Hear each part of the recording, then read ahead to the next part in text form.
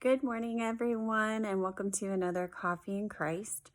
Not feeling amazing today, so this one's going to be a little short. I've had this weird attack that's been going on for several days now. I don't know if you can see, but my left eye is a little swollen and things are just kind of droopy. I don't know. It's this week's been weird, but anyhow, hopefully it will resolve. And I know a lot of the purpose of this is being honest and transparent with you guys about things. And so with that, I feel like as much as I did not feel like filming this today, I'm going to, because I also need to show this side of me and when I'm not feeling fantastic. And it's very appropriate for the topic. So anyway, the last blog post that I wrote is called Brain Drain.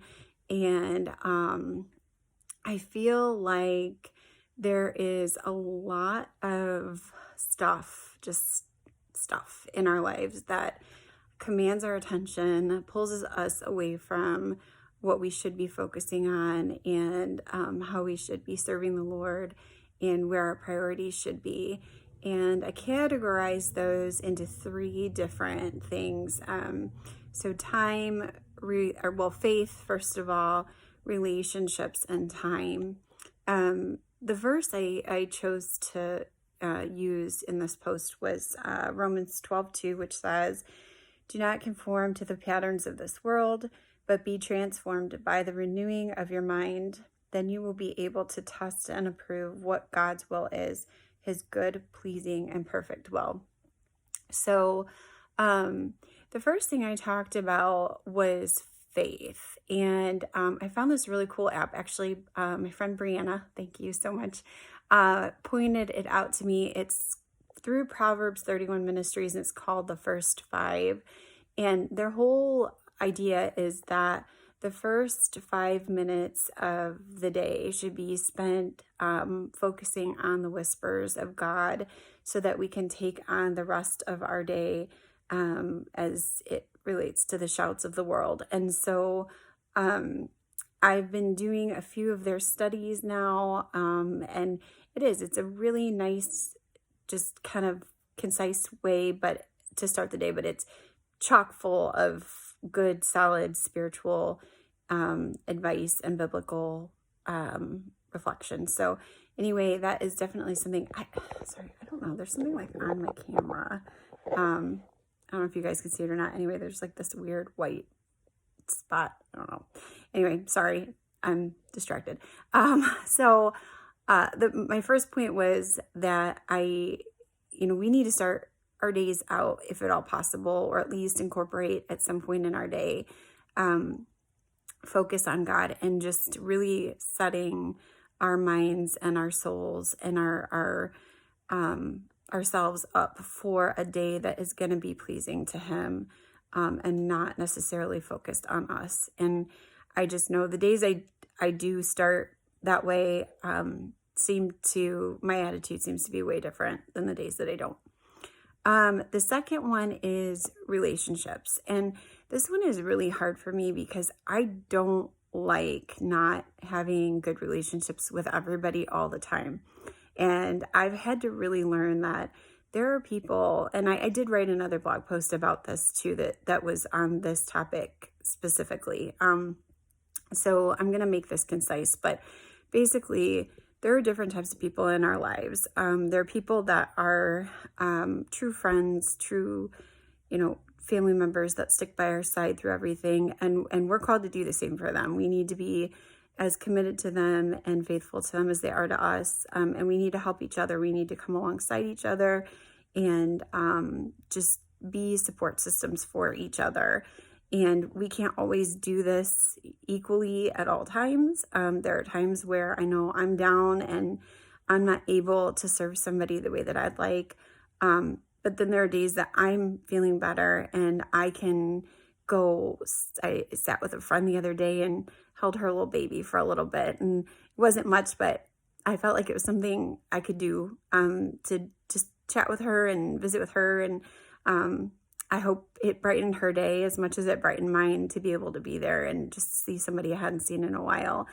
Um, and then, there are people that are in our lives and are probably going to be in our lives forever, that we don't necessarily feel that things are reciprocal, but we're still called to be loving and kind and just as gracious as we can be, but we just kind of minimize our exposure as much as possible, because we can't allow ourselves to be brought down by people that just constantly seem to have a negative impact on us. And then finally, there are people that are just downright toxic, whether family, friend, it doesn't matter. If they are someone that every time you're around them, they're constantly in it for themselves. They're bringing you down.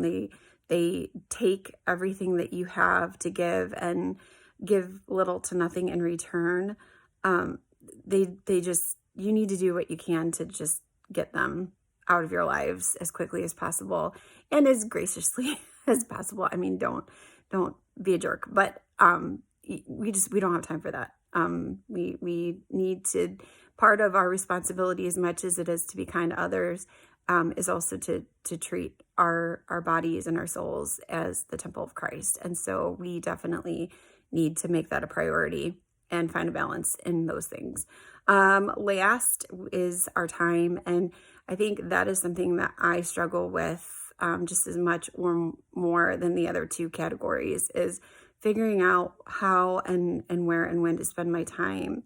I think, I've kind of come to the conclusion that I only have a limited amount of time and energy that I can spend. And if I spend beyond that, I'm done. I'm down. I'm having days like today where I'm not going to accomplish much today.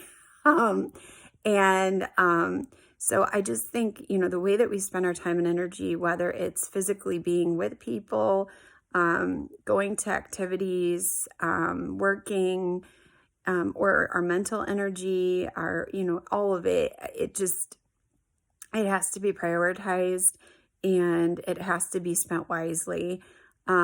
So my faith will always come first.